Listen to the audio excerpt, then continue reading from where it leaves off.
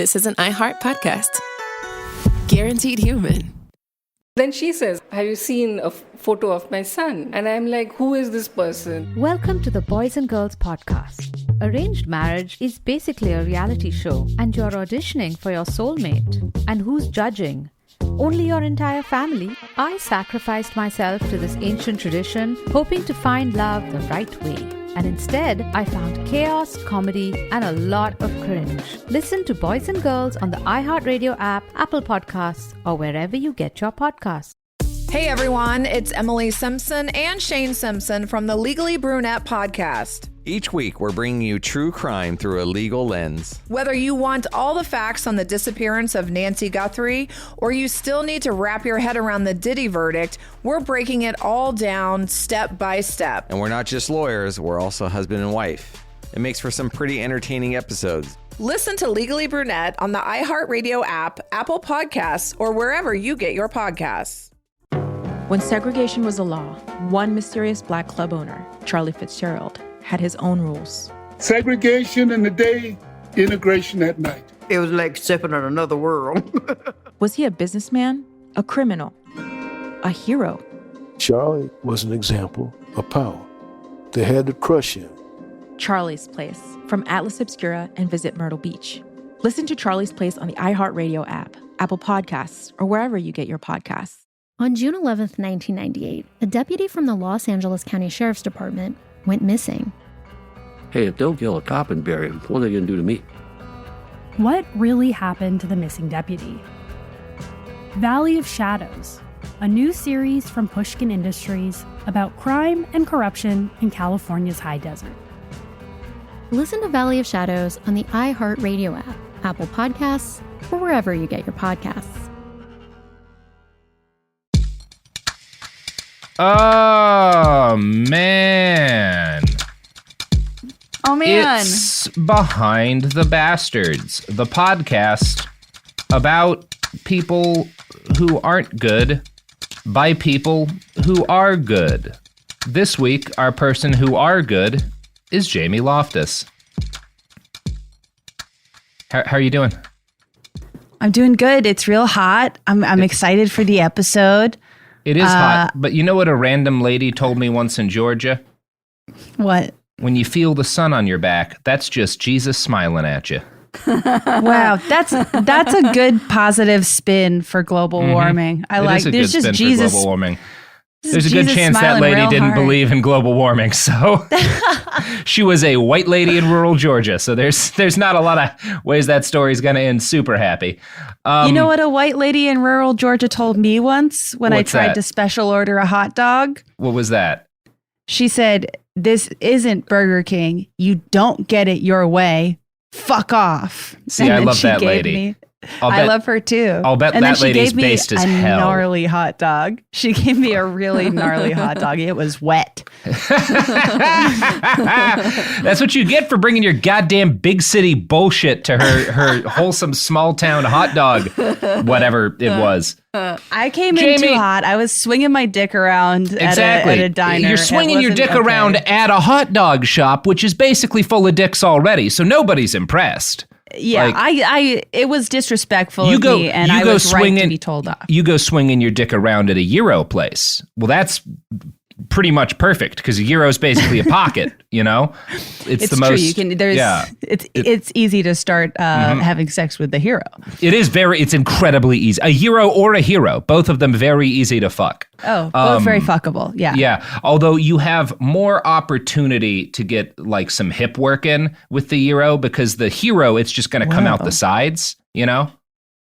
Wait, I'm trying to visualize this. Yeah. It's going to come out the sides? As long as you're fine with penetrating the gyro, right? Pushing through that back that's back layer. We have a very long then it'll stay in okay, Robert, especially if you like hold the edges up. Whereas the hero, it's just kind of because it's an open-sided sandwich, right?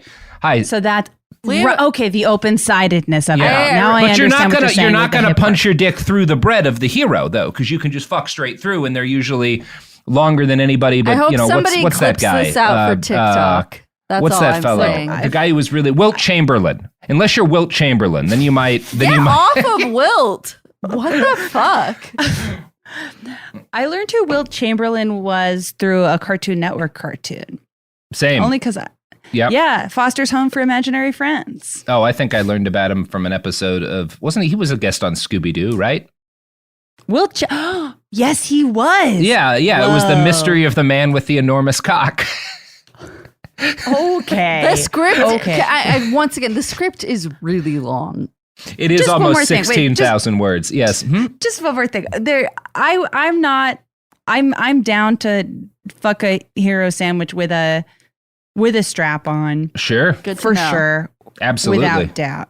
Absolutely. And I think it's just like about finding the right shop in the right and the right hero, you don't want to be like pressured if you're not feeling it in the moment. Maybe somebody puts like jalapenos, but not like the pickled kind that go really good with lettuce. Ooh, and you're like, well, I don't really want like just a straight up jalapeno on this. I want like that texture change you get when they're pickled, And there's just some food you don't want on your crotch. It's like, have you ever accidentally horseradish? Oh my God. Right.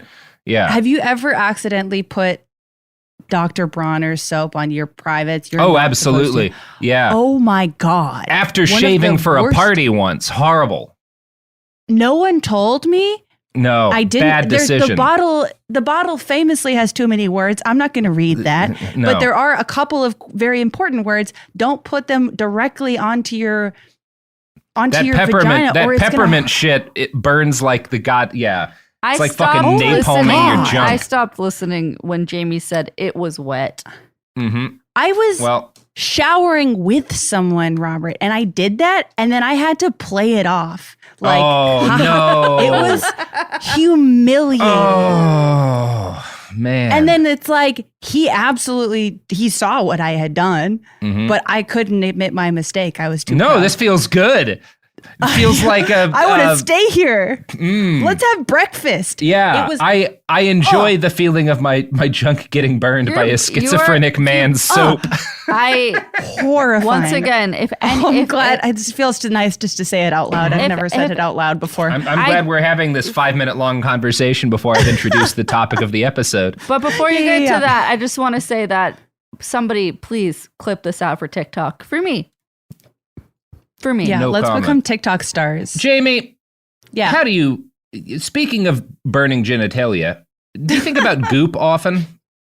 Yes, I've been thinking about goop quite a bit lately. Yeah. And not the Gwyneth. Now, the Gwyneth flavor. I was speaking of the Gwyneth one, but goop, Gwyneth Paltrow's like snake oil brand. Or you think about QAnon a lot. Q just came back on, right, after the repeal of Roe v. Wade, started posting. That's not great. Yeah. Is that on your mind a little bit?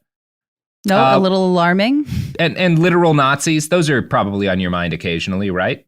They're on my mind far more than I'd like to admit. What if I were to tell you that the ideas behind all of these groups have a single origin point, and in fact, an origin point in a single woman? They can all trace their lineage back to one broad. What if I were to tell you that, Jamie? I would say I know exactly who that broad is, and I can't wait for you to tell me about her. Yeah. We are talking today about Helena Blavatsky, a woman so influential that the only way to start her episode was by spending 5 minutes talking about burning genitalia as a result of a variety of mistakes and fucking sandwiches. And I honestly don't know where she would fall on any of those issues, to be perfectly honest.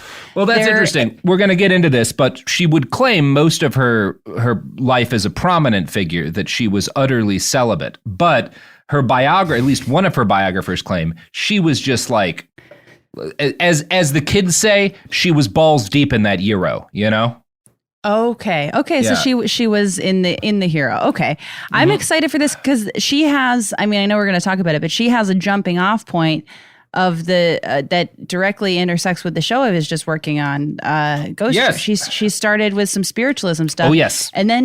And then she really took it to an 11 in the least pleasant way. What's interesting, so because your show is about specifically American spiritualism, because there's different strains of it. She was kind of, you know what a magpie is? That bird that like lays its eggs in another bird's nest. She was that for spiritualism. She was never a spiritualist. She just snuck in there to sell her own thing. It's a very cool story. I'm very, very excited because I started researching her for the show, and then it just quickly became apparent that not only is there at least a 16,000 word script to be had about it. I could have gone longer. Yeah. And also that like you're saying, like she wasn't actually she was just interested in the eyes and ears that spiritualism had. Yeah, and it's one of those things, the religion she creates, theosophy, I'm sure there's going to be some theosophists that are just going to be livid with us at the things we leave out. I read 2 biographies about this woman. Both of them were very long. Both of them have so much detail no one would ever need unless you're interested in specific arguments that weirdo occult people were having in 1885. Like, and it's like pages and pages. I am kind of interested in that. And of course, you all know who this guy is. He wrote that. Like, so I'm trying to boil most of that out. It's also worth noting both of the biographers I read are like believers. So there are no credible sources for most of this. There are a few facts that we can say for certain. And then it's like, here's one story, here's another story, because she's an L. Ron Hubbard figure. She never told the same story about her background twice, basically. So we're going to do our best here. But first, we're going to start well before the birth of Helena Blavatsky by talking about the concept of Orientalism. Now, today, Oxford Languages describes Orientalism as, quote, the representation of Asia, especially the Middle East, in a stereotyped way that is regarded as embodying a colonialist attitude. I think today when people use the word, they're mainly thinking of like specifically China, but this includes a lot of colonialist attitudes towards India and obviously towards like the Middle East, towards Northern Africa. And this is a bad thing. If somebody accuses you of being an Orientalist, they're accusing you of a very specific kind of white supremacy, right? But back in the 1600s, Orientalism was still a thing, but it wasn't necessarily white supremacist. You could definitely say it was racist, although even that's a little off to me. Basically, it was based on stereotypes of Asia, many of which were wrong, but the stereotypes weren't based in hate as much as the fact that it was the 1600s and it was kind of hard to get good information about India if you were like living in France, right? So like people just like believed things and didn't really have any way to confirm them. Now, specifically, Orientalism in the 1600s would have actually centered more around Cairo and Egypt than it would have, because that was the East, right? That was the kind of old world to people in that period of time, this Enlightenment period, and it was the center of historic knowledge, right? Cairo had the Library of Alexandria, this kind of mythic. I mean, it did exist in some form, but this like also very mythical library that's supposed to contain all of the knowledge human beings had. It's this place where you go to find the secret truths of the ancients. Hey, I misspoke here and said Cairo had the Library of Alexandria. I meant to say Egypt had it. Obviously, the Library of Alexandria was in Alexandria. It is so fascinating. Like whenever you look at texts from that time, like I know that we're absolutely skull-fucked when it comes to the proliferation of false info now. But just like people in the West, their perception of Egypt would have been formed by only just like a couple of random Western people. And it's all just so incredibly vague and entitled. And it's just wild. Well, it's also, I mean, one of the things that's interesting. So again, in the 1600s, Egypt is kind of like the occult center of Western conceptions of like magic and stuff. The same is kind of true for the ancient Romans. That's the idea for how fucking old Egyptian civilization is. 2,000 years ago in like Caesar's day, like hip Romans are going to Alexandria, Cairo, to like do some of the same shit because they're like interested in this like ancient mystical tradition and stuff. And they're like multiple gods. Yeah. I can't believe it. Yeah, I mean, they had multiple gods too, but yeah, it's the Romans did, but I'm talking about once we get to just one big guy. Yeah, it remains this kind of there's always been this fascination with Cairo and with Egypt in particular as this kind of like center of occult traditions. And it's also worth noting that in the 1600s, like shit like the pyramids, like legitimately they couldn't imagine how they could have been constructed. They address that in the first scene of Despicable Me. Oh, good. I'm glad. Yeah, it was the Minions, right? It was inflatable. Oh, okay. And then the Minions and went it was to sleep. the Minions. The Minions put it there. They used all their little minion breath to inflate it. And then they went to sleep while Hitler was doing his thing, huh? You know, it's That's fun. My they never account for like the other massacres. Like, where were the Minions during Rwanda? Like, were they helping out with that shit? Like, were the Minions aiding Slobodan Milosevic in the massacre at Srebrenica? Like, were the Minions... Canonically, the Minions serve the most evil person. I want to recut that documentary, The Act of Killing, for when that like Indonesian fascist is talking about how he would strangle people. There's like an elderly minion behind him with the wire. You are not putting minions in The Act of Killing. Absolutely Someone not. needs to, Jamie Loftus.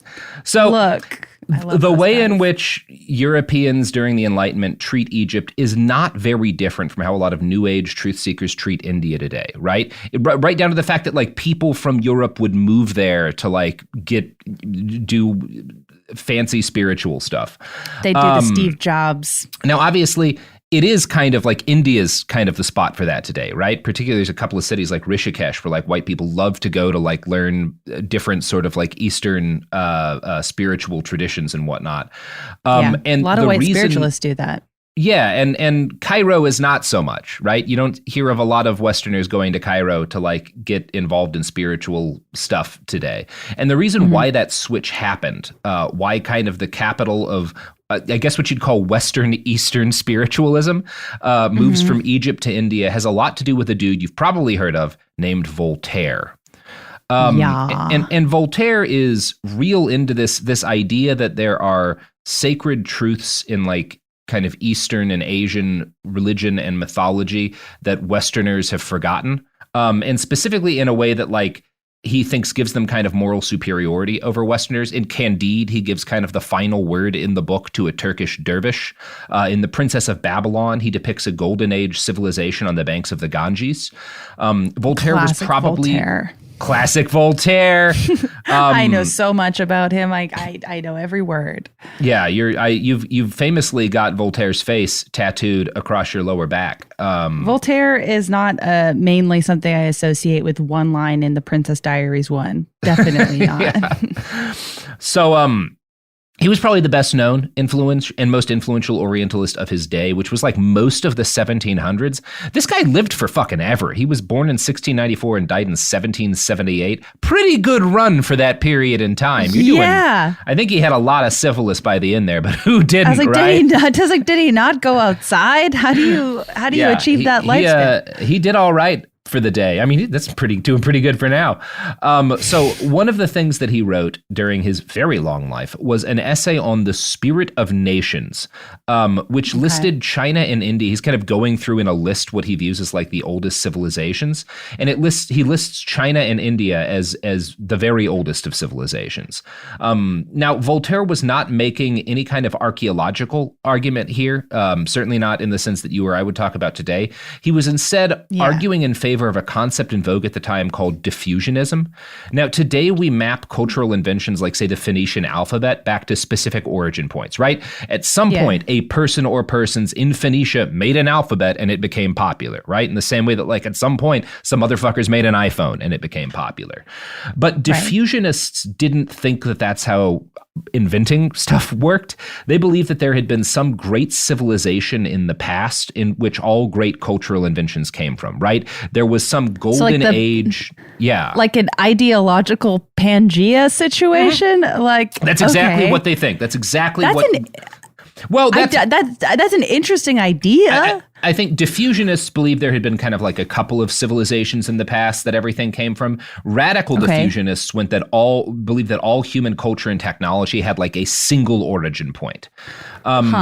Now, one of the things that was cool about Voltaire was that he argued, and this is what he was doing by listing China and India as like old, because basically, if you believe this, the older a civilization is, the closer it is to like the human original ideal civilization, you know? Like the further back you go. So by arguing that India and China were older than like any of kind of the Judeo-Christian civilizations, he was arguing against the primacy of Judeo-Christian beliefs in the broad sweep of human history, which is a pretty cool thing to be doing at the time.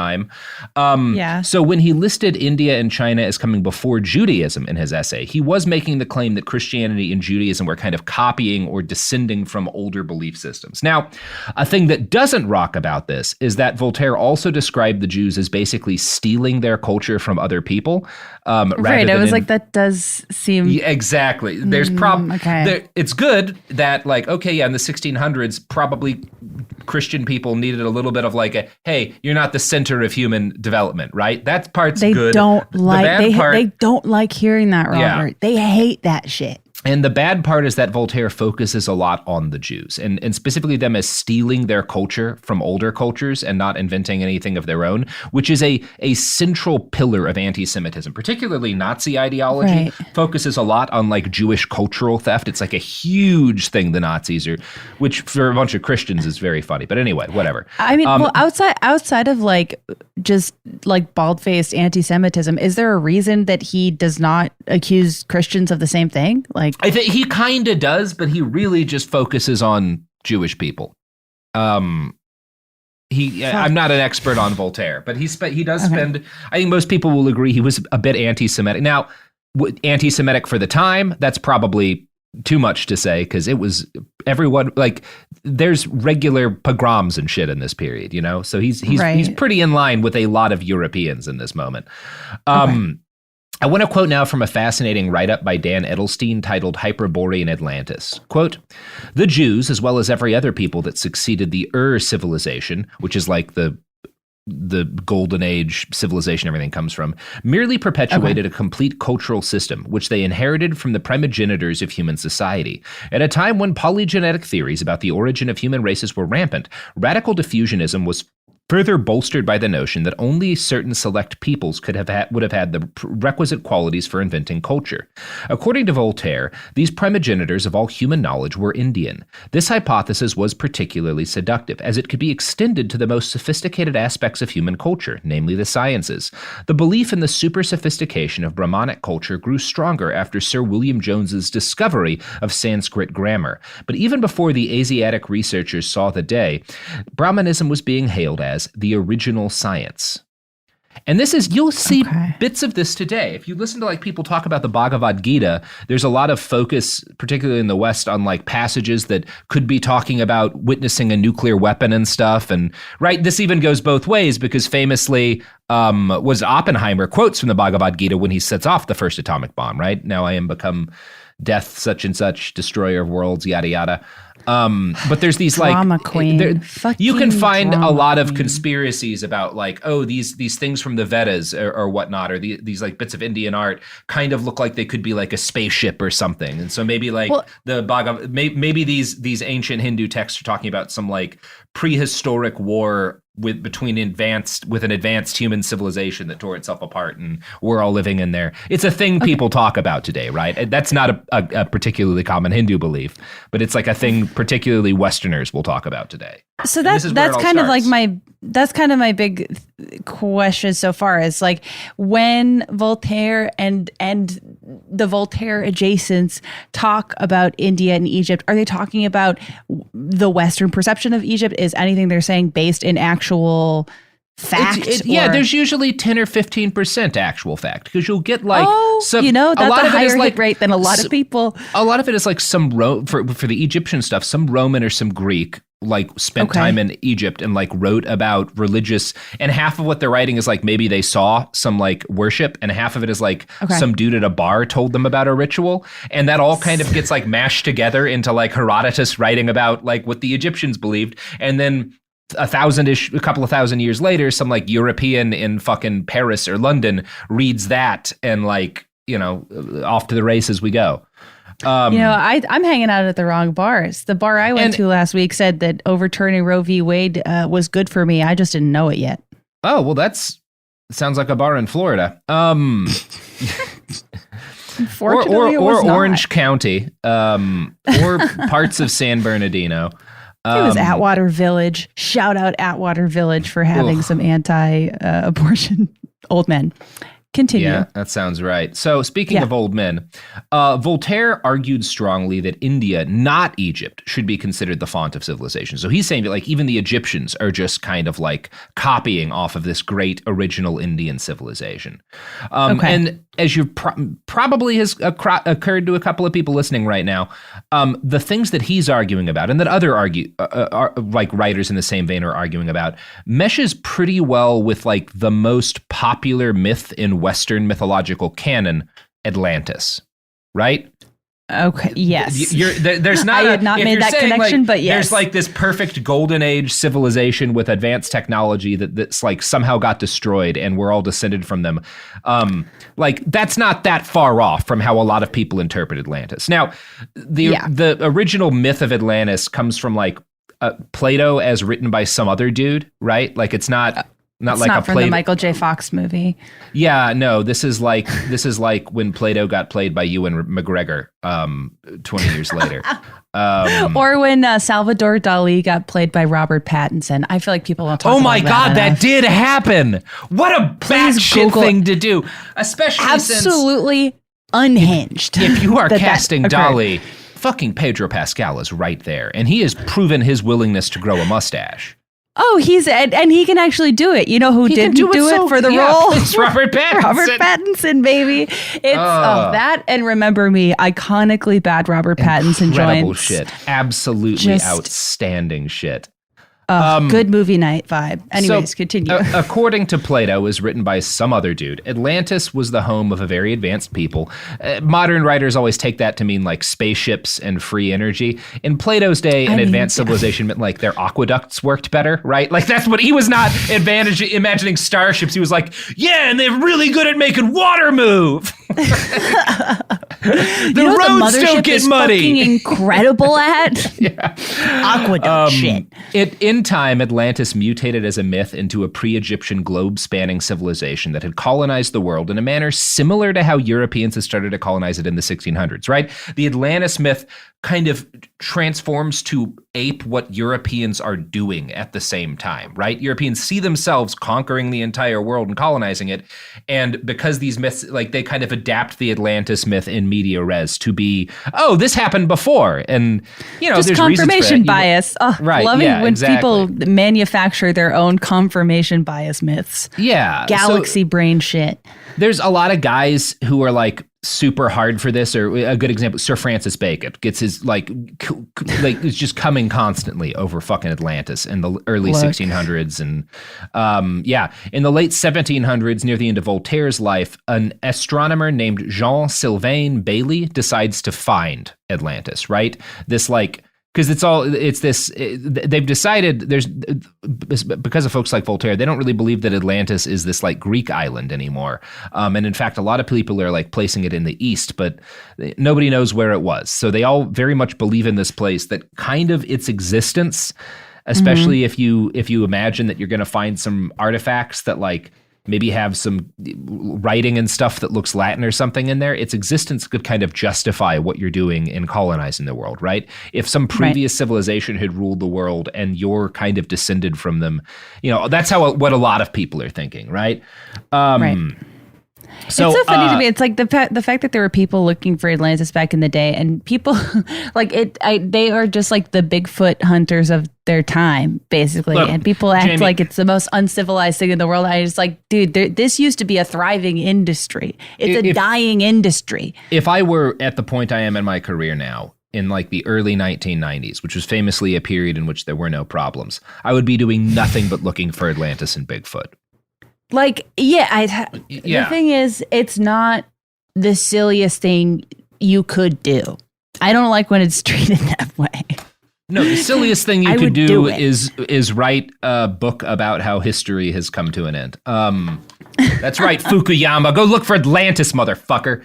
So Jean-Sylvain Bailly decides, I'm going to find Atlantis. And because history is actually not as cool as fiction, he does not put together a badass steampunk expedition with hot air balloons and shit, which is devastating, Jamie. What a absolutely bummer. Devastating. So he's not doing the steampunk cartoon movie that I used to love. No. It wrenches my soul in twain. But he writes a bunch of really boring books trying to use math and logic to like figure out where it would have been.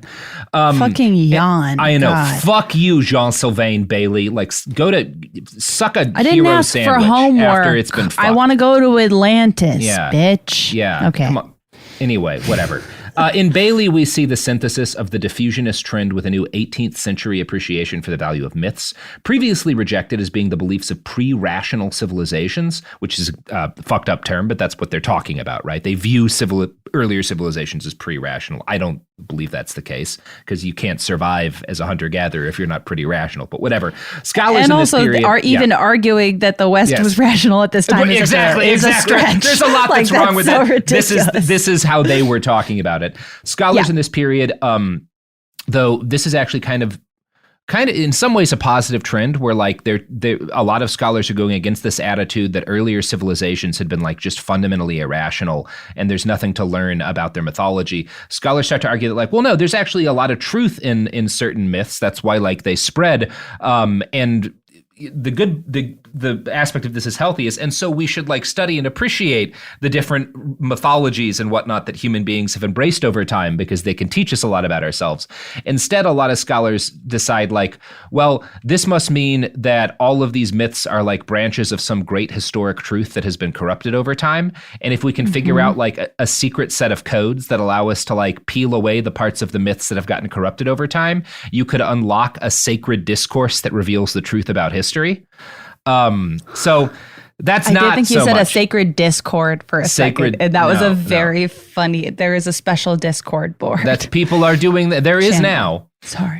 So Dan Edelstein writes, quote, Hercules' 12th and last labor in the traditional sequence led him beneath ground to capture Cerberus, just as Persephone, another solar figure, had disappeared underground for half the year.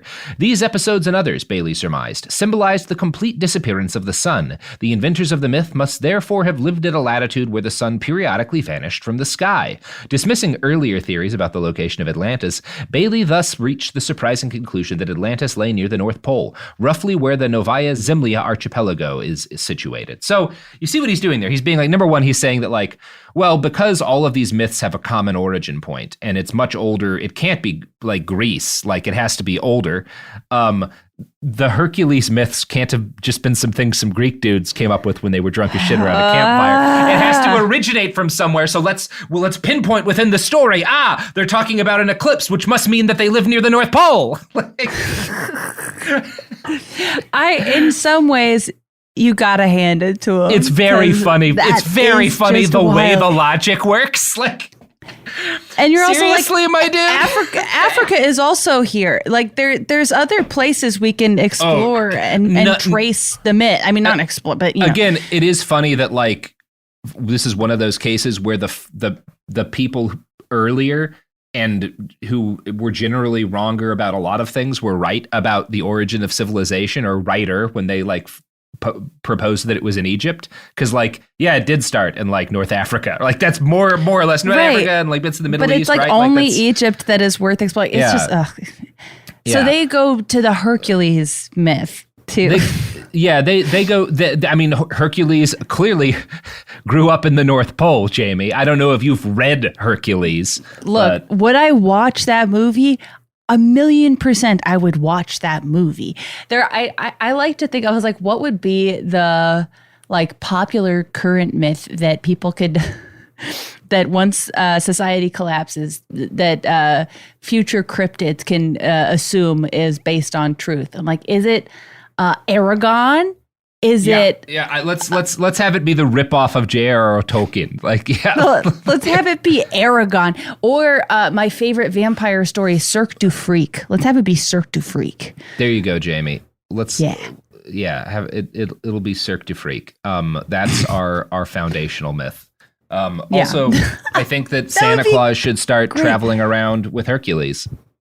Oh, 100%. But specifically, young Arnold Schwarzenegger Hercules, where he can't really talk like in English. Like he's just like pronouncing words phonetically because he doesn't know what he's saying. Oh my God. Yep, I want that Hercules hanging out with Santa Claus, just hucking people into the East Bay. Look, North Pole Hercules is a strong idea for a franchise. Free IP, folks. Go nuts. All right, come on, Disney. Money on the table. You know what else is money on the table, Jamie Loftus? Tell me what. The products and services that support this podcast, money we're taking, which is why you're about to hear these ads. I hope I hope Gwynny's about to try to sell you a jade egg. Oh, wouldn't that be amazing? Fingers crossed. Well, Look, other things crossed. Almost 30 years together, 4 kids, and some of reality TV's most unforgettable moments, we know a thing or two about living life out loud. We're taking you behind the scenes in our new podcast, Between Us, with me, Heather Dubrow. And me, Terry Dubrow. Between Us isn't about perfect lighting or curated Instagram grids. It's the unfiltered, behind-closed-doors conversations you wish you could eavesdrop on. Equal parts smart, funny, and a little bit scandalous. Every week, Heather will bring you an unapologetic take on the headlines, the trends, and the cultural moments everyone's texting about. And Terry will deliver insider beauty, health, and wellness insights you won't find on TikTok. Together, we'll tell the stories, spill the secrets, and share the hacks that keep life, marriage, and everything in between feeling fresh and fun. We may live in a gated community, but there's zero gatekeeping here. And plenty of did they just say that moments? Listen to Between Us on the iHeartRadio app, Apple Podcasts, or wherever you get your podcasts. Hey everyone, it's Emily Simpson and Shane Simpson from the Legally Brunette podcast. Each week, we're bringing you true crime through a legal lens. Whether you want all the facts on the disappearance of Nancy Guthrie or you still need to wrap your head around the Diddy verdict, we're breaking it all down step by step. And we're not just lawyers, we're also husband and wife. It makes for some pretty entertaining episodes. Listen to Legally Brunette on the iHeartRadio app, Apple Podcasts, or wherever you get your podcasts. Segregation in the day, integration at night. When segregation was the law, one mysterious black club owner had his own rules. We didn't worry about what went on outside. It was like stepping in another world. Inside Charlie's place, black and white people danced together. But not everyone was happy about it. You saw the KKK? Yeah, they was dressed up in their uniform. The KKK set out to raid Charlie, take him away from here. Charlie was an example of power. They had to crush him. From Atlas Obscura, Rococo Punch, and Visit Myrtle Beach comes Charlie's Place, a story that was nearly lost to time. Until now. Listen to Charlie's Place on the iHeartRadio app, Apple Podcasts, or wherever you get your podcasts. This is Ryder Strong with a podcast called The Red Weather. In 1995, my neighbor, Anna Trainer, disappeared from a commune. It was nature and trees and praying and drugs. So no, I am not your guru. And back then, I lied to everybody. They have had this case for 30 years. I'm going back to my hometown to uncover the truth. You can now binge all episodes of The Red Weather on the iHeartRadio app, Apple Podcasts, or wherever you get your podcasts. We're back. Oh, so have you ever seen a jade egg, Robert? I've seen jade eggs. I haven't seen anyone the kind that you stick although in your. I've seen some people put some things inside them. I'll tell you that much. Oh my God! I got this friend who can put one of those metal Coke straws all the way up. Anyway. I used to use one as a stage prop where I did a show where at the end, like I would have the jade egg in. I would put it in at the beginning of the show, and then people would totally forget I had done that, and they would also assume I never actually did it. And then at the end, sleight of hand shit, yeah. And then at the end, they would watch me pull it out, and then and people hated it, Robert. They did not like it. But I had a great time. You don't even know it's there. When I was a kid, I had great parties that only happened because somebody was able to hide a bag full of pills inside themselves in a similar way and drive across Dallas when there were a bunch of fucking checkpoints set up. Huh? That's a good comrade. That's a good comrade. That's a good buddy. Yeah. So we're talking about Bailey and his conclusion that Atlantis lays near the North Pole, right? And this is what brings us the concept that is called today like Hyperborean Atlantis. Hyperborea is this like mythical, in some myths it's like a whole like Pangea style continent way back in the day, but the Hyperboreans are like this mythical people who had supposedly existed somewhere in the far north of Greece and worshipped Apollo. And these kind of Hyperboreans that Hyperborea becomes kind of the word for the civilization, the great civilization that everything had originated from. It's also the civilization that Conan the Barbarian comes from in the Robert Howard novels, but that's because Howard is specifically a fan of this like mythology. He's like growing up. This is all still very like when Robert Howard, the guy who creates Conan the Barbarian, is like writing his stories, this mythology is incredibly common because of Helena Blavatsky. But yeah, so Hyperborean Atlantis is the concept that kind of comes out as a result of Bailey's work. And Bailey argues that the Hyperboreans had been real and that they'd lived up near the Arctic back when the world was warmer. And again, at face value, that's just another silly myth theory. There's a bunch of different myths about early human beings that are all very fun, but not literally true. I mean, for example, the opening of the movie Minions offers some really interesting ideas about how Minions came to be. Well, and Jamie, actually, that's based heavily on Catholic doctrine that's been buried beneath the Vatican for centuries. Well, but Minions do believe in dinosaurs. Mm-hmm. Dinosaurs are a thing for Minions. And for Catholics. Really? Yeah, Catholicism. They've always been shitty about abortion, but like they've been good about evolution for a long time. Okay, well that's good to know. There you go. I lapsed as a Catholic. You know what they're bad about is child molestation, which the Minions probably helped with. You have to assume, right? Okay, no, they didn't, Robert. Jamie, they're helping all of the villains. What's more of a villain than the Catholic Church in Ireland in the last 150 years? English in Ireland over the last 150 years. You do see them, I believe, unless I was misreading who they were. You see them help at the beginning of the movie. You see them help you see them help a T-Rex. You see them help the meanest caveman. Wait, why is a T-Rex a bad guy? It's just an animal. I hate the Minions. Fuck this fucking show. You see them help Napoleon Bonaparte. Oh, Napoleon was not a bad guy. He was the only hero in European history. Look, that's my opinion. Is what happens in the movie, and then they find Gru, who is Steve Carell, and he's Hitler. Yeah, I'm gonna take that as given. So, yes. Jamie, he is Hitler. Yeah. Again, at face value, this idea of like a Hyperborean Atlantis just sounds like another silly myth. But as Edelstein continues, the impact of Bailey's conclusions here was significant. Quote, Bailey dissociated Atlantis from the Atlanteans, the place from the people. He thus mobilized the myth, tracing its progress from the North Pole through Asia via Mongolia down to India, and from there from east to west. Atlantis became a floating signifier, an indicator of cultural superiority and originality that could be affixed to any place and people with whom the migrant Atlanteans might have come into contact. By situating their original homeland beyond the scope of empirical inquiry, under the concealing lid of polar ice sheets, he turned the Atlanteans into what would soon become the 19th century myth par excellence, the myth of race, and more specifically, the white race's peregrination. I don't know how to say that word. So basically what he's fucking doing here. Let me tell you here. Let me explain this. So basically what he's doing is he's saying that like the Atlanteans came from this area near the North Pole, which is now under ice. You can't find it. So there's no documentation of it.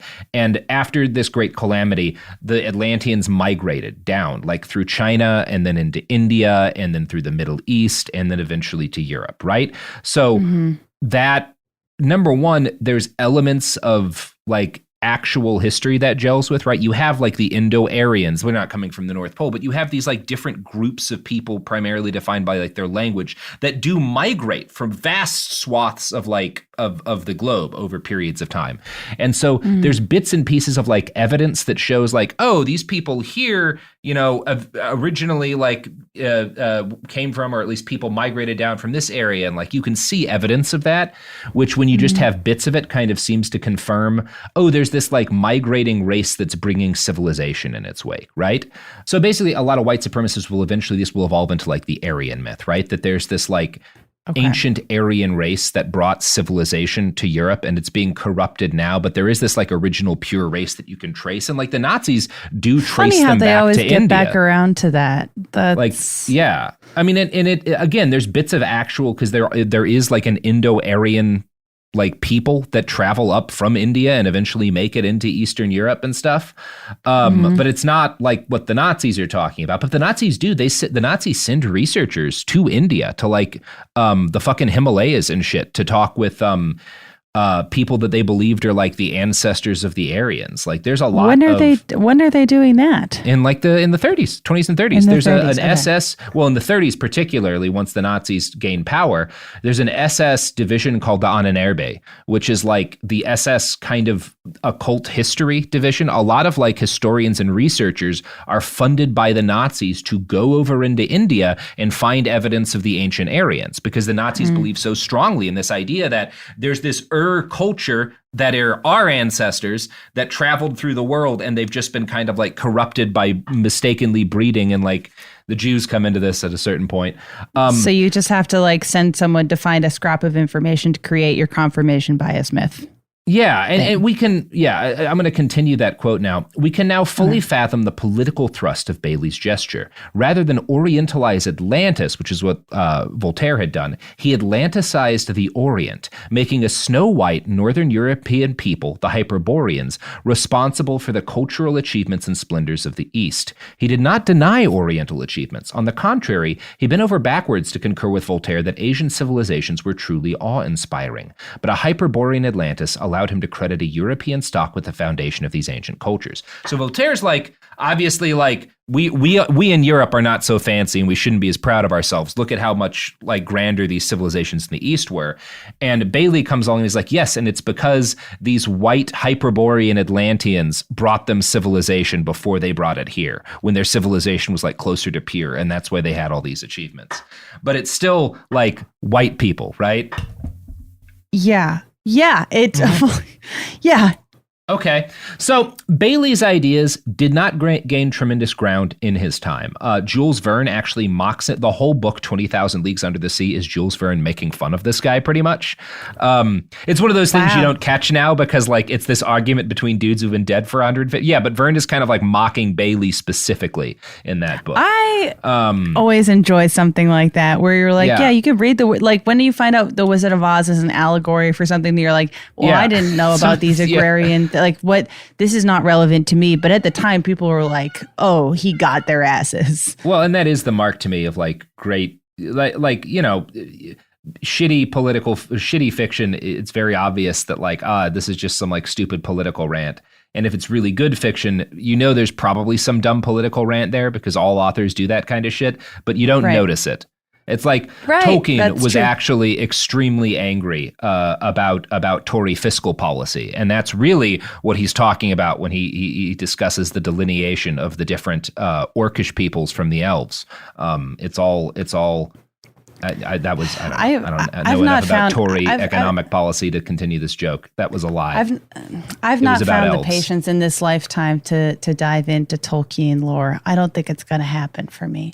Oh, it's funny. He really hated the idea that anybody would read anything into his books, but like. But the elves and the orcs only gave things to read into. The man lives through a battle of the Somme in which thousands of his comrades are like sucked into mud and drown in it, like while he watches, and then he like writes in his book about this battle where thousands of corpses are like trapped forever in a bog, and people are like, "Was this about like were you like writing about World War I at all?" And he like hits them in the face with a beer bottle. Like, fuck you for assuming. Exhausting. What a king. So, Jamie. Yeah. This somewhat meandering discussion. Bailey. I think it's been very on topic. Yeah, thank you. So Bailey is kind of ignored in his time, mocked by guys like Jules Verne, but about 60 years after he publishes his work, a woman is going to be born who will take his ideas, expand them, and carry them forward into a new and bloodier age. Her name is Helena Petrovna von Hahn, and she's born on August 12th, 1831, in Ekaterinoslav, now Dnipro, She's a Leo. Ukraine. She's a Leo, so of course she's going to be a little bit showy, Robert. And her whole childhood is in Ukraine. Specifically, it's in like a lot of the parts of Ukraine that people are fighting and dying over right now. Her hometown, Ekaterinoslav, was a very modern city by the standards of the Russian Empire. It had been built just a century before, and it specifically was like a city they had established in like honor of Catherine the Great, who is the ruler of Russia for quite a while. Very interesting lady. Also a good friend of Voltaire, just Interesting Yeah. note. Now, you may have noticed that there's a von in her name, right? She's Helena Yes. Petrovna von Hahn. This means that she's nobility. But you also might notice that like von is German, right? Yeah, if you're a von is like a marker that you're a member of like the nobility in German culture. Whoa. Robert, I feel like I should have known that. Does everybody know that? Yeah, I think like the guy who assassinated Hitler, Klaus von Stauffenberg, was Prussian nobility, right? I didn't know that. All right. Yeah, Good to it's know. why a lot of grifters put von in their name in like the 1800s, 1900s. It's because they're like pretending to be European nobles. Okay. And obviously, von Hahn is a German name. She's German, but she's Russian because a huge chunk of the Russian aristocracy are actually German. This is going to cause serious problems for some of them in about a century. But at the time, everybody's fine about it because like they're serfs and they don't have any choice but to be fine about it. So anyway, she's German, but she's Russian and she lives in Ukraine. This is the Russian Empire. Not weird at the time. The first great event of her childhood would have been a cholera epidemic, which killed so many people that coffins piled up in the streets of her hometown unburied. Now, her mother was 17 when she had her, which we're going to be talking about that quite a bit. Her mom is also named Helena, and she is not in particularly good health. She and her new baby both catch cholera and nearly die. And in fact, young Helena the baby was so sick that her godparents and household called for a priest to baptize her immediately as a newborn infant because they thought she was going to die. And according to family legends, Helena's aunt, who was actually also a child at the time, accidentally set the priest's robes on fire during the baptism, which is a pretty cool thing to have happen at your baptism. Okay. That's pretty funny. You have to hand it. It's dope. There is something about a near-death experience as a baby that will just like set you on the most bizarre life paths. And unfortunately, I am thinking about Elvis Presley and how his twin died. And now they're like, you have to live the life of two men. And then like you just, if something happened, if you almost died as a baby, you're going to have a very fucked up life due to the baggage that you're like constantly reminded of. Yeah. That's why we should hollow out the center of the country and make it a giant child prison. But that's a story for another day. So Jamie, despite Denver the ill Airport. tidings, Helena and her mom both survived the epidemic. You may notice that I have not mentioned her father yet. This is because he was a captain with Russia's horse artillery, some fancy royal unit, and he was generally not at home. He first meets his daughter when she's 6 months old. And this is going to be like the pattern for her life. He is away all the time. Now, her He's dad, fighting in whose the name horse is- wars. Horse artillery is like an elite military unit in this period. Like you're dragging, like it allows you to like drag cannons around and move them into position quickly. And Peter von Hahn is kind of like an elite military commander for Tsar Nicholas I. He wins awards for helping to suppress a bunch of different uprisings. He is a shock trooper for the empire. And Nicholas I, who is like the Tsar at the time, is one of the most brutal and effective czars in the history of the Russian Empire. So while Peter's daughter is struggling with her 17-year-old mom to survive cholera, he is helping to crack down on an uprising in Poland. And they kill thousands of people, like stopping this uprising. It is blood running through the streets shit. Now, the primary impact that all of this has on young Helena's life is that they move constantly. Also, her dad is 34 and her mom is 17, which is not cool. Wow, it's another also, Elvis again, parallel. Sorry. Not at all uncommon for the aristocracy at the time. This would have been kind of weird, I think, for like normal people, but for aristocrats, not uncommon. Were they vaguely related? Do we know? I mean, probably, right? But I don't specifically know. Yeah. I'm not gonna. We could get into their genealogy, I'm sure, a lot more if we wanted to, but who's got that kind of time? So the primary impact, again, they move constantly, and they're generally, because he's like a military officer whose job is to help put down rebellions, they're not staying in the good cities in Russia, right? They're in backwaters, you know? They're far from famous, like from the art and cultural scene in Russia. And this is a problem for Helena's mother, who's again also Helena, because she becomes a celebrated novelist. She's a really interesting lady, actually. Again, she marries her husband when she's a child. But she, as a young adult, she starts writing novels that become actually very popular in Russia. And they're all about women who are in unhappy marriages to brutes. This is like a part of her history that I was like, this is very cool. Like, it is dope. Her mom is a really interesting person. Yeah. I want to quote a passage from one of her books titled The World's Judgment, which I found excerpted in Gary Lockman's biography of Madame Blavatsky. Mm-hmm. The fine, sharp, and fast mind of my husband, as a rule accompanied by a cutting irony, smashed every day one of my brightest, most innocent and pure aspirations and feelings. All that was sacred to my heart was either laughed at or was shown to me in the pitiless and cynical light of his cold and cruel reasoning. Ooh. So I think you can grasp a lot about their relationship from that passage. I just always, I don't know, my favorite areas of history are women with no rights finding the way to subtweet their oppressors into fucking oblivion. Like, that is so fun. And not to draw another Minions parallel, Robert. Okay, but please. The man who is at least the co-creator, one could argue the creator of the Minions, co-director of the Despicable Me franchise, Pierre Coffin, raised by a very famous Indonesian feminist who wrote novels when she was still working as a flight attendant that became very famous, very influential. She marries a French guy. They have a little Pierre Coffin. And what does he do to thank her? Creates the Minions, an entire two great works just of a bunch art of, from two generations of a family. Or you can interpret it as all the Minions are men. They're all men doing evil things, and you're like, where is he going with this? Does he realize it's all connected in the way that I do when I go on my long walks? You know, we don't know. We don't know. So, Jamie. That's pretty, and I think we can assume from that passage also, sex probably wasn't great. Like, no, probably not very good. Probably.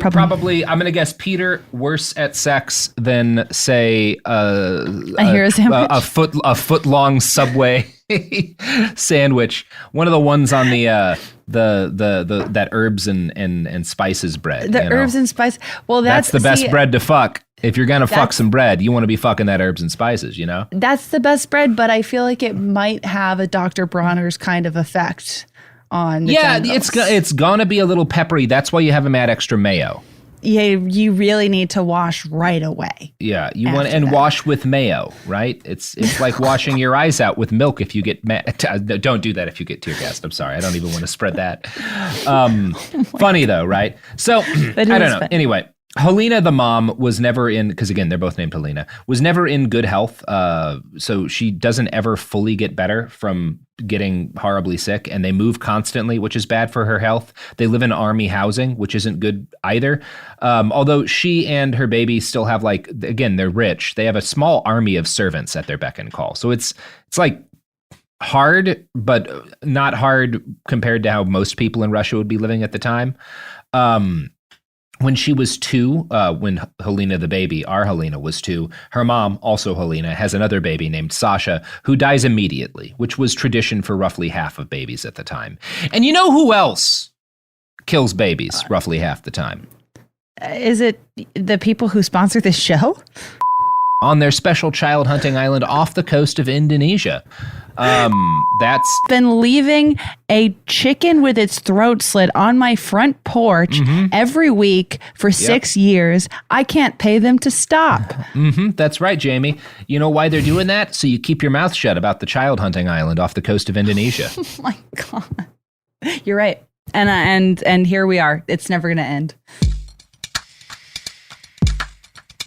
Almost 30 years together, 4 kids, and some of reality TV's most unforgettable moments, we know a thing or two about living life out loud. We're taking you behind the scenes in our new podcast, Between Us, with me, Heather Dubrow. And me, Terry Dubrow. Between Us isn't about perfect lighting or curated Instagram grids. It's the unfiltered, behind-closed-doors conversations you wish you could eavesdrop on. Equal parts smart, funny, and a little bit scandalous. Every week, Heather will bring you an unapologetic take on the headlines, the trends, and the cultural moments everyone's texting about. And Terry will deliver insider beauty, health, and wellness insights you won't find on TikTok. Together, we'll tell the stories, spill the secrets, and share the hacks that keep life, marriage, and everything in between feeling fresh and fun. We may live in a gated community, but there's zero gatekeeping here.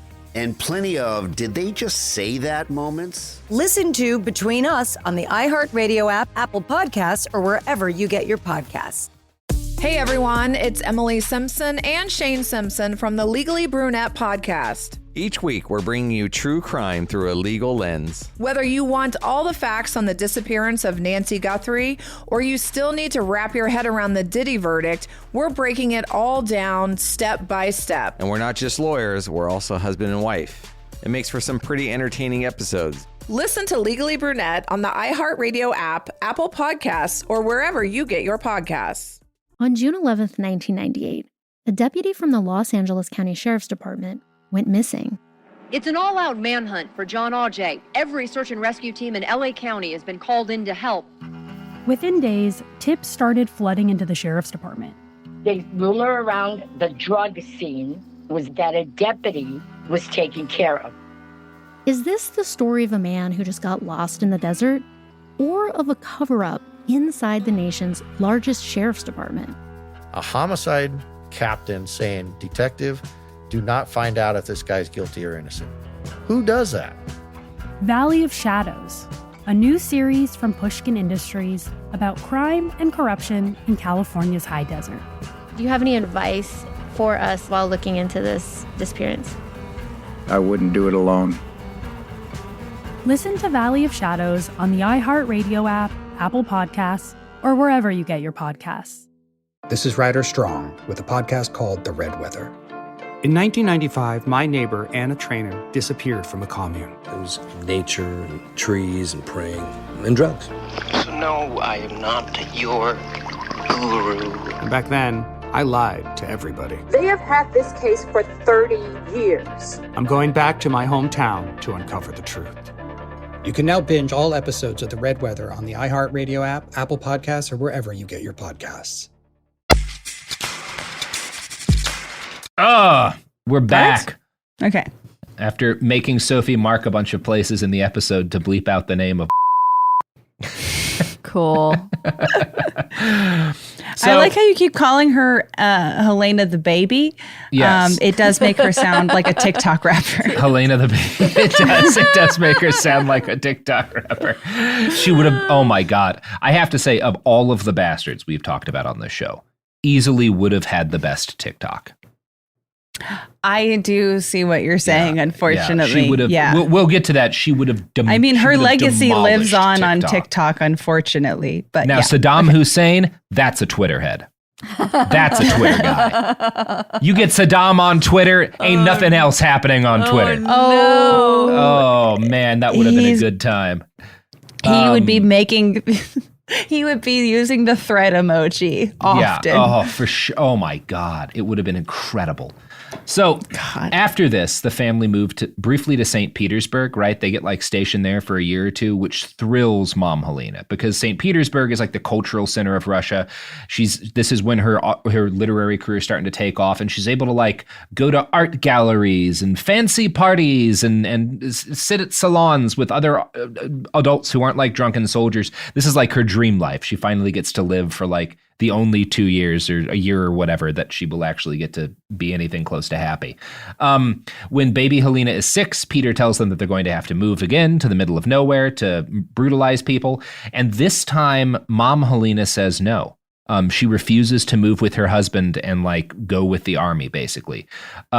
So she stays in St. Petersburg a while, and then her father comes to her and asks if she and her daughter want to go on an adventure.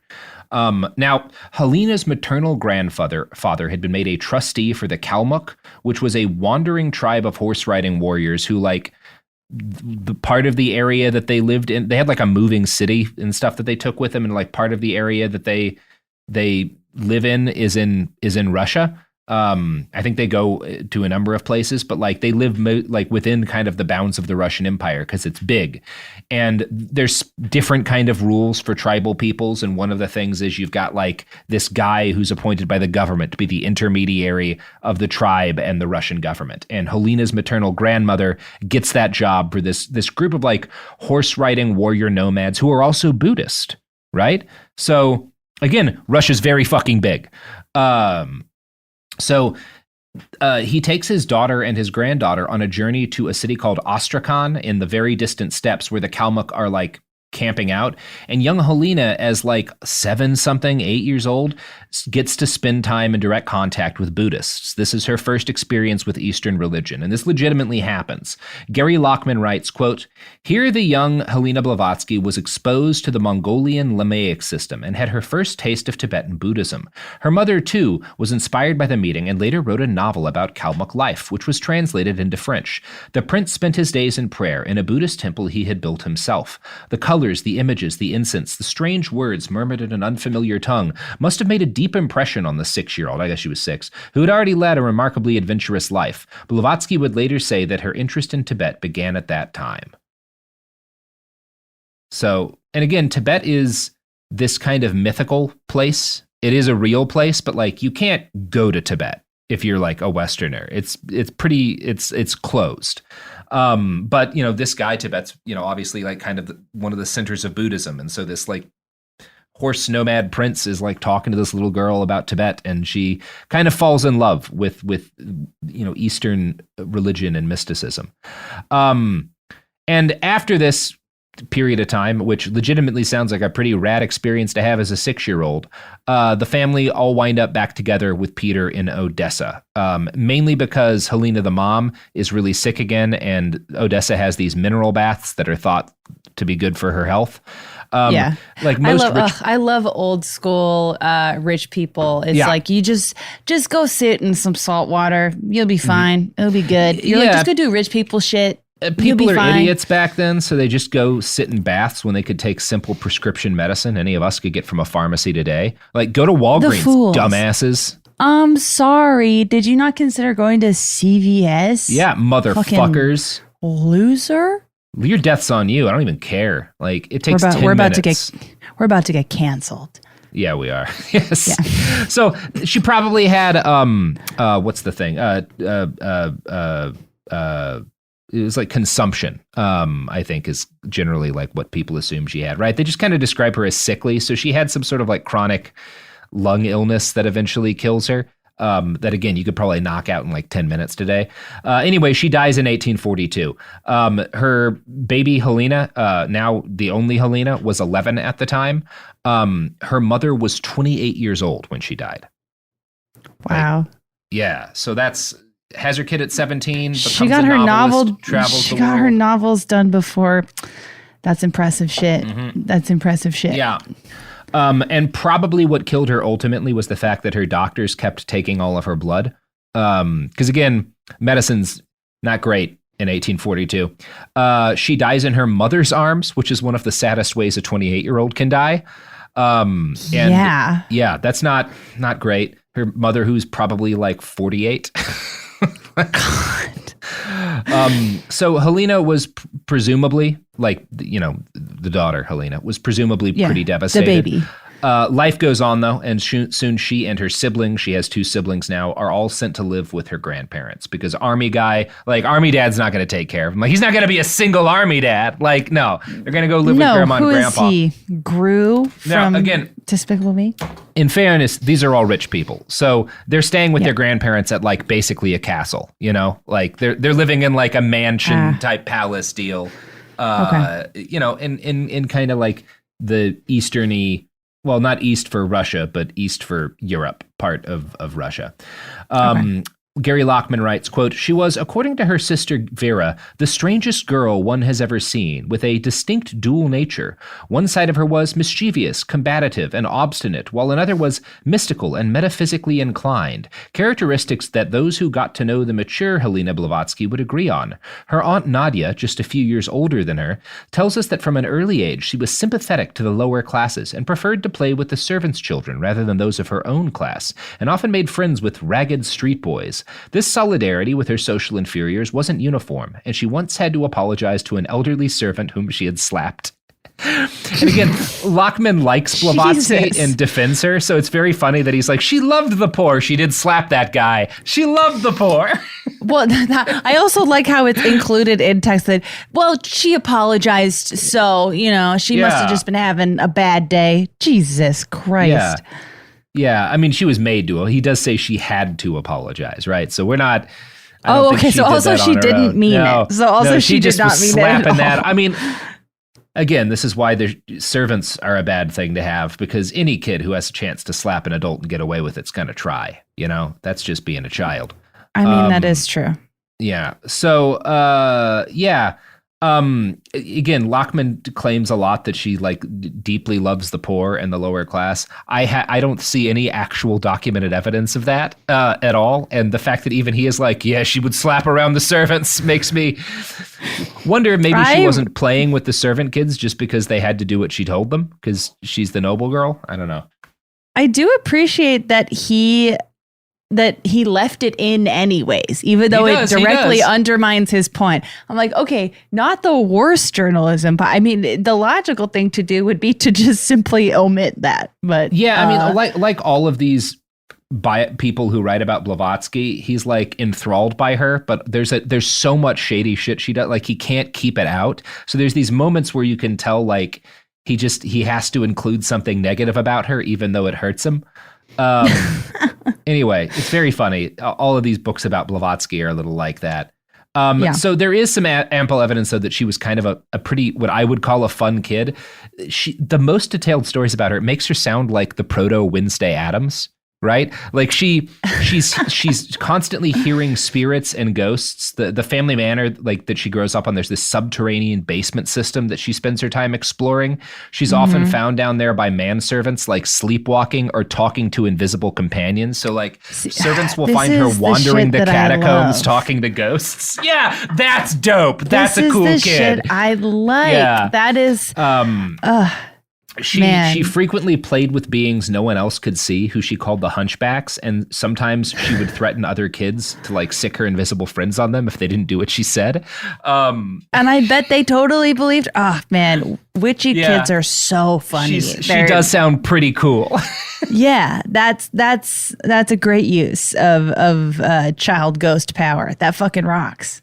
Absolutely. Her sister later recalled, quote, "Helena used to dream aloud and tell us of her visions, evidently clear, vivid, and as palpable as life to her. It was her delight to gather around herself a party of us younger children at twilight, and after taking us into the large dark museum to hold us there, spellbound, with her weird stories. Then she narrated to us the most inconceivable tales about herself, the most unheard of adventures of which she was the heroine every night, as she explained." So she's telling them lies about going on adventures with her. I got taken by a spirit to this place and I had to do this and, fought this other spirit or whatever. She's, you know what Helena Blavatsky really would have thrived with is some friends to play D&D with when she was 11. It's a big imagination kid thing. Yeah. And it just sounds like she didn't have anyone matching that level of imagination around her, which just means that you'll be a weirdo. When she finally gets it, it's going to be with adults. But also this is a period in which if you're into that, there's not a fictional outlet. Today, a lot of the bad stuff maybe wouldn't have happened. Maybe she would have gotten really into fan fiction and eventually started writing her own shit and stuff. Well, I think it's interesting because her mom was a novelist. So you would think that there would have been that baseline of hey, write some of this shit down, But there's bits of that happening here, but especially it's this. I mean, again, we're kind of in the period where Mary Shelley's going to invent the concept of science fiction. So there's not a ton of role models in terms of taking your weird dreams about ghosts and spirits and turning it into a mythology. This is a little early for that. Yeah. Learning that Mary Shelley lost her virginity against her mother's own grave was really just like, I think maybe the highlight of my 2022 so far. We'll do Mary Shelley in Behind the Ladies Who Rocked. Behind the unimpeachable women. Mm-hmm. God, sorry. So okay. So she's yeah. So that's the fucking coolest thing I've ever making heard. up stories about spirits and ghosts, hanging out in the catacombs, scaring kids.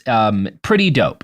So while she's living with her grandparents, and this is in a town on the border of Russia and Kazakhstan, she claims. Now we're getting into the things that I don't think happened. She claims during this period she discovered her great grandfather's massive occult library.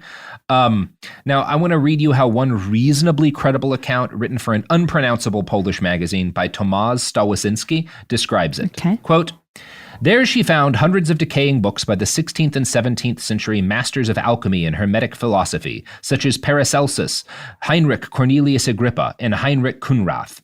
Helena's great-grandfather, a high-ranked Freemason who in the 1770s was initiated into the Rosicrucian mysteries, selected the books for his collection with meticulous care. We're talking about that. Selected the books for his Rosicrucian Yes, we'll talk about it. Selected the okay. books for his collection with meticulous care. Helena devoured them with passion, and it wasn't long until she became an expert in the field of occultism. The only other person she could tell about her spiritual adventures was Prince Alexander Golitsyn, a colorful character and a frequent guest at Helena's grandparents' house. Golitsyn was a Freemason and a practicing mage whose search for ancient occult secrets had led him to travel to Greece, Iran, India, Egypt, and numerous other places. We don't know much about his relationship with Helena, but without doubt, it is Golitsyn who instilled the yearning for faraway travels in her.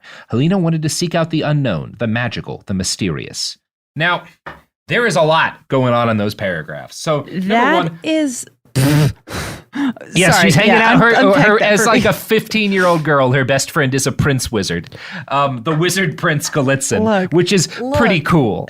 That's, again, very cool. There is it. I know that Blavatsky goes in a wildly different direction, but it's like, I don't know, just like imaginative kids going on to create controversial religions. Huge in this time, because that was also how spiritualism started, was with like two sisters playing a prank. Yeah, we're getting to that fucking too. Bored. Like, yeah. But like, so Golitsyn is a legitimately interesting guy. He was in the circle of a lot of major Masonic and spiritual proto-gurus in the day. One of his good friends was a Christian mystic named Karl von Eckarthausen, who was like one of the major dudes who inspired Aleister Crowley. Again, Crowley is like a generation later, basically. So that's the set that Helena is hanging out with as like a teenage girl. These weirdo occultists who are like a generation back from Crowley. Now, Golitsyn's circle of dudes are all just super obsessed with secret societies. Eckarthausen wrote about a secret interior church, and they were all very into the Rosicrucians. Now, you had a reaction to that. You probably you don't know who the Rosicrucians are, right? I don't know who the Rosicrucians are, but I need to know. The first thing to know about them is that they didn't exist. Probably didn't exist. So when she claims her great-grandfather was one, that's her myth-making, right? But I'm going to quote again from Stawiszyński about the Rosicrucians. In 1612, in the German city of Kassel, an anonymous brochure was published. It was a manifesto of the Rosicrucian Order, an organization nobody had ever heard of before. The manifesto claimed that medieval occultist Christian Rosenkreuz had founded an order that gave its members access to the universal mystical truth about human nature and the ways of the world. 2 years later, another manifesto was released called The Chemical Wedding of Christian Rosenkreuz. Rosenkreuz, it's Rosenkreuz, I don't know, Rosenkreutz. I don't know. Rose LaCroix. Rosenkreuz. Yeah, Rose LaCroix. The hero of the story is presented as Hermes Trismegistus, a god of Hellenic and Egyptian origin. Hermes This is getting heady, Robert. This is getting pretty heady. So this fucking Hermes is the alleged author of the Emerald Tablet, which is like a European alchemical text, and definitely like a central mystic document of the Renaissance era. And both of those books had been written by a guy named Johann Andrea, who was a writer, a mathematician, a theologist, and a Kabbalist. So the history of the Rosicrucian order and its founder were like books written by by Johann Andre, this like mystic theologist and Kabbalist who like invents this guy Rosenkreuz who isn't real and a mysterious order. It's like it's a I don't know if it's a prank because I don't know the degree to which this guy doesn't believe. But he like writes a fake manifesto that he credits to a guy who doesn't exist, who's based in part on like Hellenic and Egyptian mythological figures. It's a little bit too calculated to be classified as a prank. So basically in 1612, this like Rosicrucian manifesto gets like posted up in Germany. And again, there's not real Rosicrucians as far as anyone's ever been able to prove. But because this thing, goes kind of viral, this like manifesto being published, they become like a conspiracy theory, right? Like people are like, oh, the Rosicrucians are behind this or that. They're this secret order and they have all this influence here and this influence here. And is this like a popular belief or is it kind of a little more esoteric? The dudes are fucking writing conspiracy theories about the Rosicrucians into the 21st century. It goes very viral. So Helena is hanging out with dudes who are super into the idea of the Rosicrucians in this period with occultists, and she has another entry point into weird occult conspiracy theories from the 17th century. She has another entry point into kind of like occult conspiracy culture, which are the books of her favorite author, Edward Bulwer Lytton. Now, this guy... Number one, her mom had translated a number of this dude's books into Russia. This is like one of her mom's side jobs. Bulwer Lytton publishes a very famous book in 1871 titled The Coming Race. Now, it's about an underground master race. The Coming Race? Yeah, the Coming Race, baby. Coming into a Euro. Yeah. I've watched that one. It's like the Great American Bake Off, but less horny. So The Coming Race is about an underground master race who have a secret energy called Vril that they use to like, it's their kind of occult electricity almost. This book, it's not, Bulwer Lytton, obviously, this is published in 1871, not a Nazi. I don't even think he's particularly a white supremacist, but his book is going to become extremely influential to the weirdest kind of Nazis. Nazis love talking about Vril today, and secret underground Nazi bases and the Arctic. All of that has its origin point in Bulwer Lytton's The Coming Race. Edward Bulwer Lytton is a very popular author. His books have been translated again. Helena's mom translates them when she's a little girl. And one of the books that Helena would have grown up loving from this guy is Zanoni, which is about a secret order of Rosicrucians who had psychic powers and lived forever. This is probably why Helena later claimed that her great-grandfather had been a Rosicrucian, because she loves these books as a kid and she wants to like tie herself and her family to them so that she can claim to have some connection with these like Rosicrucians from her favorite book that become part of her like conspiratorial belief system about the world. Right. It's like she's making her own occult superhero origin story, right? By tying herself and like, no, my grandfather was with the Rosicrucians and like, you know, these fiction books by Bulwer Lytton aren't fiction. They're him telling the real story, but he has to keep it secret because it's like a conspiracy, you know? God, I mean, this is such fantasy kid behavior. Yeah. Still. I mean, it's like, see, there's variants of this basic art, like a lot of secret knowledge conspiracy grifters in the modern era have similar stories. Bill Cooper, who's the father of modern conspiracy theories, the first Alex Jones. Yes. His whole backstory is that like when he was working at the Pentagon, he snuck into his boss's file cabinet and he like saw evidence of all the conspiracies he would spend the rest of his life talking about. Keith Raniere claimed that he had like interviewed all of the most successful people in the world and had like synthesized the secret information about how to have success from their backgrounds and stuff, right? This is like well-trod guru grifter ground. The idea that like at some point as a younger person, you came across like the font of all secret knowledge. And so you got it directly from the source and you can't show anyone else for like whatever reason, right? You don't have it anymore, but you remember it all and that's why they should listen to you. So that brings up an interesting point too, which is like, it's not just like fantasy fan behavior, because most fantasy fans don't have the access and like wealth to take it as far as what you just described and like like Yeah. what Blavatsky would have had access to. It's like, oh yeah, you can like try to attempt to make it happen because you have more influence and power and money and all that shit. Yeah. And this brings us to the last well-documented part of her early life, her marriage at age 17, just like her mom, to a middle-aged ass man named Nikifor Blavatsky. He was the vice governor of Yerevan in modern day and also then day Armenia. Like I think today it's the capital of Armenia. So he's like the second guy in command of basically that of Russian Russia controlled Armenia in the period. Of their marriage, Lockman writes, quote, "One story is that she did so to spite her governess, who said that no man would have so unruly, ill-tempered, and unpredictable a woman for a wife, not even the old gentleman she had recently taunted and laughed at so much. Faced with such a challenge, the teenaged Blavatsky cast her spell, and her plumeless raven was quickly netted. Another story is that hearing of the plan to run away with Prince Golitsyn, the family felt duty-bound to protect her honor and its own, and hastily shanghaied the old, by their standards, Nikifor, into making an honest woman of her. A third possibility is that she married Nikifor out of anger at her father, who had recently remarried to a Countess von Lang. Yet Blavatsky herself tells a different story.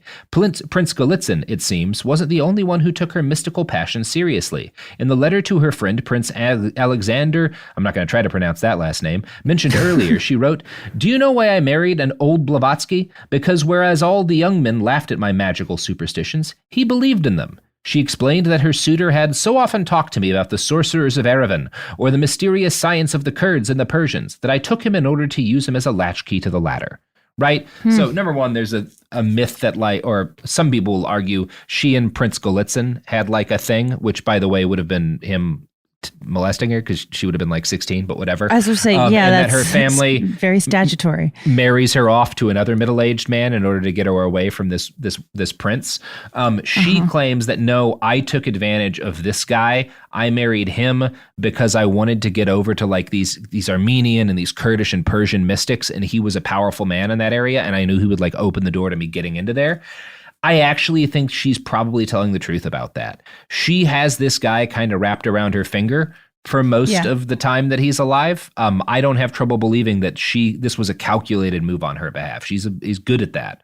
And obviously, you're a fucking 17-year-old Russian noble girl in this period of time. You don't want to grow up like your mom did, married to some like miserable ass fucking soldier dude. If you want to take some autonomy in your life, you have to scheme a bit, right? So maybe that's what she does. Now, Madame Blavatsky, as she becomes known later, would claim for the rest of her life that, quote, "I never was his wife," by which she means that the marriage was never consummated. They did not fuck. This is a topic of heavy debate, which I see no reason to wade into. The two biographers that I hate. I mean, of course, the biographers who are followers and fans of hers are going to want to heavily speculate about who and when she was fucking. Exhausting. Sorry. It is. We will talk about it more because it is relevant, because a big part of the religion she makes is like aestheticism, and a lot of it involves sex denial. And there's credible allegations that like, well, she was fucking the whole time. And obviously that does matter if you're like, because there was the celibacy thing. Right. Yes. Right. Anyway, this is a topic of debate. Gary Lockman just takes it as like, takes her word for it and is like, no, she was celibate. She might even have been, Lockman kind of described her as possibly even asexual. Meanwhile, the other biographer I used for this, Marion Mead, who is both way more into woo. She describes herself as like a psi practitioner with psi powers, but also a much more critical biographer of Blavatsky. Interesting. We'll note that she has at least two husbands. At one point, she has two husbands at the same time, I should say. She has numerous lovers. She may have had some kids. And that basically she fucked. She fucks. And one of the fun things is that like later in her life when she's a guru, sorry to skip ahead a little bit, but she gets like a doctor's to examine her bits, and the doctor's like, it doesn't look like you've had a kid. And she takes that little bit and she strong arms him into writing a note that says, quote, "I hereby certify that Madame Blavatsky has never been pregnant with a child, and so consequently can never have had a child." And then she uses this note to claim that also she's a virgin, even though that's not really what the doctor says, but she like gets a doctor to write something and then like uses that as part of her evidence that she's that is kind of funny. That is kind of funny. I do. I mean, it's like any like information about how doctors treated vaginas at this time is just like so hysterically wrong. Like this was like the same it's time where you entirely could have possible that like she had that doctor looking at her foot and he was like, "This seems like a vagina to me. I'm a man in the 1870s." Men in the 1870s, you could be like, okay, like you can examine me, but the lights have to be off. Like, and then you're like, okay, ghosts are coming out of my vagina, and if you don't believe me, you hate women. It's the best. It's the best. Yeah, I love it. It's a good time to be a We gotta bring it doctor back. or a vagina. So for her part, Blavatsky claimed, quote, "Never physically speaking has there ever existed a girl or woman colder than I. I had a volcano in constant eruption in my brain and a glacier at the foot of the mountain." Okay, so there you go. That's kind of a funny. sexual icon, Helena Blavatsky. I've had ex-boyfriends who have said similar things about me. Yeah. So again, the two arguments here are either she was basically asexual or she was fucking constantly. Okay. I don't know the truth. But there's a lot of fun stories. So she was about to hit the world like a goddamn bomb, right? She's basically an adult. She's wants to get out there and travel to all the different mystical centers of the world. But she has to do one thing first, Jamie, and that's get away from her dork ass nerd of a husband, right? Yes. Can't have that dude hanging around. So she claims that like she warned her husband he was making a big mistake before the wedding and begged him to stop. She escaped before the wedding briefly and then got caught. And after they were married, she escapes a couple more times. What a fun indication of things to come when you try to flee the scene of your own wedding and gaslight your future husband into not doing it. Yeah. Yeah, right before their honeymoon, she like bribes some Kurdish warriors to smuggle her out and she gets caught.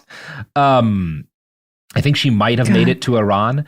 I hate that she was like put in this position, but I love her tactics to not do it. It's pretty fun. She's like bribing these like nomadic warriors to like help her escape and like getting caught. And it's this whole.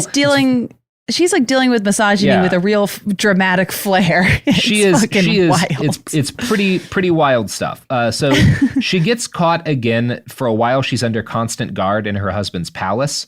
But Helena keeps her focus, and she eventually, she escapes to Tiflis in Georgia, where she gets caught again. And her husband sends her back to her family so that they can send her and her servants to St. Petersburg to try to like keep a lock on her while they figure out what to do about her.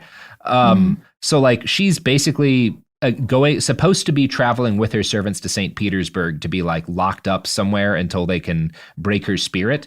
But while she's on her way back home, she bribes the captain of an English boat to help her. And with the help of an escape kayak, she kayaks to safety, evading her servants, and like gets on this boat and gets taken to Constantinople. This is cool. And frees herself. I know, isn't that dope? That's a pretty cool story. This is cool. This is goddamn. And it's like, I know where the story's going, but I didn't know these details and they're all cool. And that's dope as hell. And that's what we're going to end for today. Helena Blavatsky has escaped on a kayak to Constantinople, which is pretty cool. I mean, she kayaks to a boat and that takes her to Constantinople, but still pretty cool. Really impressive. All right, Jamie. Yeah. Have you ever had to kayak away from a bad marriage? No, I've kayaked towards a bad relationship. Yeah, baby. It is have the you? ultimate. Huh? Have you ever had to paddle away? I've had some adventures while kayaking that involved a sunken kayak, and I've definitely had some strenuous arguments while kayaking with a partner. Ooh. Oh no! I don't like kayaking. I'm gonna be honest with you. Not a big fan. So sorry, I got so upset about your kayaking anecdote that I left. Yeah, you have a tattoo of a kayak on your bicep that says forever. Yeah, it says "Do not tread on me." Right before you came in this morning, you were drilling holes in canoes because kayakers hate canoeists. Yeah, I mean, you don't feel like you're in a safe womb-like space in a canoe. I like to feel like I'm being born when I get out of the little boat, okay? That's right. Like Jim Carrey in the second Ace Ventura movie. I was like, where is this going? Yes, exactly. You want to plug your shit? I guess that the best plug for this is listen to Ghost Church. It's the limited series I just finished that is Blavatsky adjacent, which I think will become clearer in the next episode, but it's about American spiritualism and a bunch of time I spent with some psychics and mediums in Central Florida. Robert's in it. Paul F. Tompkins is in it. Sophie produced it. Ian edited it. It's just a cool zone jamboree, and it's all every episode is out now, so you can listen to all of it. And if you, and then follow me on Twitter and Instagram if you want. If Follow you don't Jamie. listen to Ghost Church, it personally hurts my feelings. Yeah, if you don't listen to Ghost Church, I will find you and I will put your children on the Blue Apron Island where they'll be hunted by Elon Musk for food. Yeah, it's Elon Musk and all of his kids go. Somebody's listening with their kids right now, and I want you to know, children, that was a threat. Wow. Your parents better listen to Ghost Church. I feel. Look, it's high octane shit. I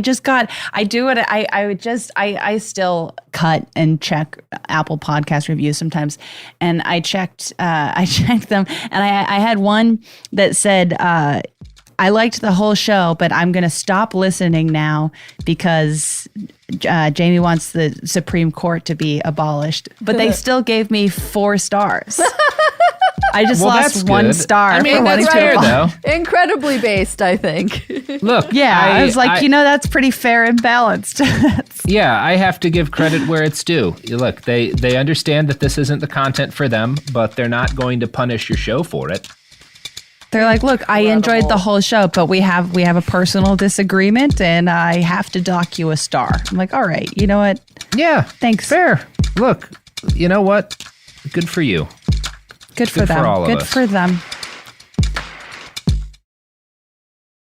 Then she says, have you seen a photo of my son? And I'm like, who is this person? Welcome to the Boys and Girls Podcast. Arranged marriage is basically a reality show, and you're auditioning for your soulmate. And who's judging?